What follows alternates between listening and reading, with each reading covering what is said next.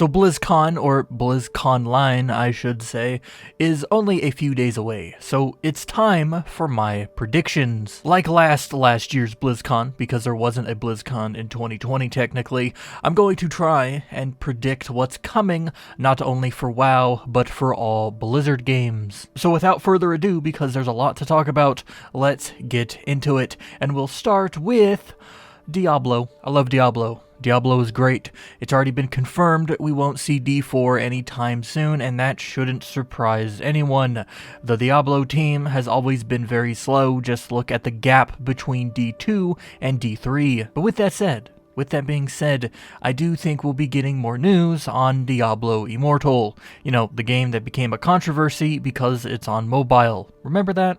Good times. I feel like we're gonna get some more stuff on it. Maybe a cinematic, or some gameplay, or something along those lines. However, I have a feeling.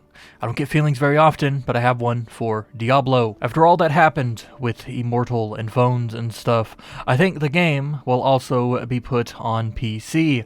I don't know why I say this, but I feel like it's bound to happen after all of the backlash. Maybe not immediately, maybe not at this BlizzCon or something like that, but definitely in the future. Also, for Diablo, it was talked about a while back and reinforced with the purchase and merger of Vicarious Visions into Blizzard that a remaster for Diablo 2 is in the works and, according to some reports, has been for a long while. So it's possible that if we are not getting things for D4 this year, which we still might, the game is not coming out this year, but it's no excuse to not talk about it and get some feedback, a Diablo 2 remaster might hold us over until Diablo 4 is released. And if we do get news on D2, I bet you that the 30th anniversary transmog set kept secret in the bundle is 100% something to do with Diablo 2. 100%.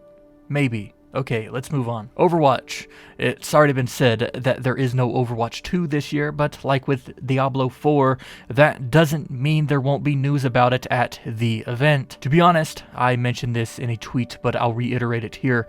Overwatch 2's premise was met with a lot of negativity when it was announced. To recap for those who don't remember, Overwatch 2 was a new game where you could play it with those from the old game, so you didn't necessarily need the new game, and so there was no point to even getting it, and it was really weird. And so the lack of Overwatch news between then and now should be telling that Blizzard probably has taken a step back and are actually making a true Overwatch 2 and not some weird cosmetic expansion thing. Again, it might not be coming in 2021, but that doesn't mean there won't be news for it. And next on my list, we have StarCraft.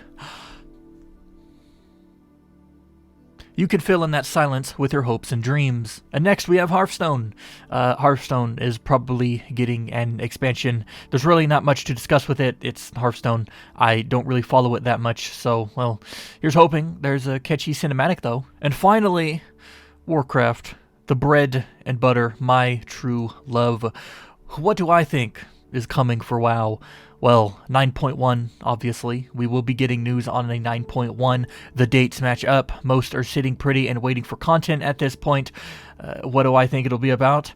I have a feeling, I know 2 feelings in one video, that 9.1 will have a heavy emphasis on the jailer initiating his plans and most likely invading the realms of the Shadowlands. And I say this because all of 9.1, it's been iterated that souls keep pouring into the maw. There's no way to stop them. The jailer's army has continued to grow, and nothing has truly stopped or impeded him besides our defeat of Denathrius. For this reason, it's time for him to start doing stuff, and so war looks inevitable. And besides, it really is the next natural step to take. What happens when you get an army? Oh, well, you use said army, and it just so happens that by stopping Denathrius, we took away the Maul's raw supply of anima, and, well, who has been collecting anima to fuel their own stuff between then and now? Us. Obviously, the jailer is going to want our stuff, and so the patch is probably going to revolve around invasions, though I think these invasions will probably look a lot more like the ones from 8.3. As for the raid for 9.1, I'm gonna guess Nax 3. If the jailer is really gonna take the fight to us, who better to lead the charge into war than Kel'Thuzad and all of those minor villains we've been dealing with in our Covenant campaigns and beyond. Also, do you remember those Sarfang cinematics? Do you remember how one was released at BlizzCon to start the entire process? I think we might get one. Not Sarfang related, of course, but centered around someone or something else. Maybe it'll be around Anduin imprisoned, or the Eternal Ones and their individual stories. Thought I should just mention that. I know things are weird and my hopes are a bit high for that one, but if it was planned from the get-go, we could see a fancy cinematic, which is something I don't think many have even thought about. Oh, and before I forget, yes, there will probably be a Burning Crusade Classic announced, which I'm very excited for. Burning Crusade is when I started playing WoW all of those years ago, even though I was barely 7 and I really don't remember it. So here's the BlizzCon.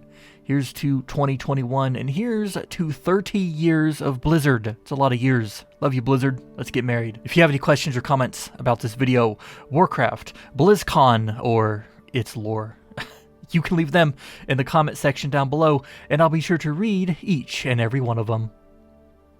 Thanks for watching.